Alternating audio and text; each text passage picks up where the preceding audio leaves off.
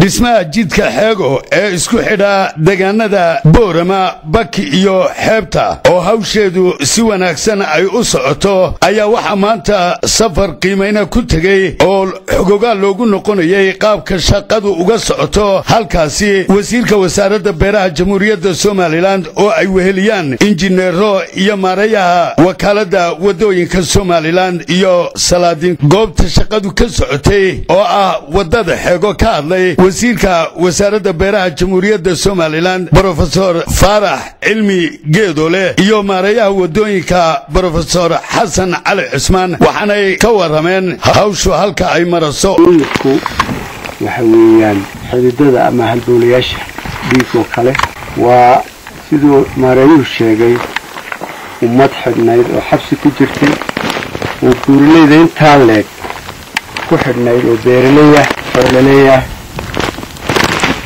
oo ka xanuunsaday iyo ka qudrado soo gooday meel ay mariyaan haynin dareenkaygu aad buu qaxsan yahay wadadan aan marnay oo juhdiga faraha badan ee community-giisa ku qaamay ay bixiyeen ama ay geliyeen dariiqa runtii waxa la yaabo weyn waxa lagu farxana weeyay dhinaca dhiig aad badan baa la geliyay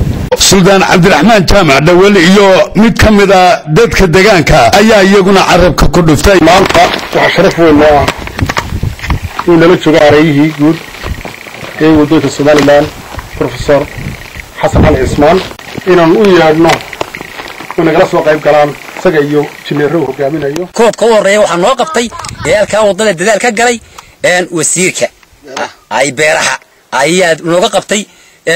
hawliyaba iminkana gurmadkaygu uu ku jiraa ninka ay hawl laxaad loo ka qabtay iyo macaarifta macalmahdi iyo ragga la socda iyo maarooyaha wadada waxay nooga qabteen yaana si cajiib ay noogu qabteen wax gurmadiyabay noo sameeyeen haday jiintaay haday dubataay haday qalabtaay haday walba noo qabteen dawladana waanu mahadnaqaynaa dadweynaha midna waanu mahadnaqaynaa wixii meesha wax ka qabtay waanu mahadnaqaynaa waa caafi TV-ga qaranka Somaliland Boorama.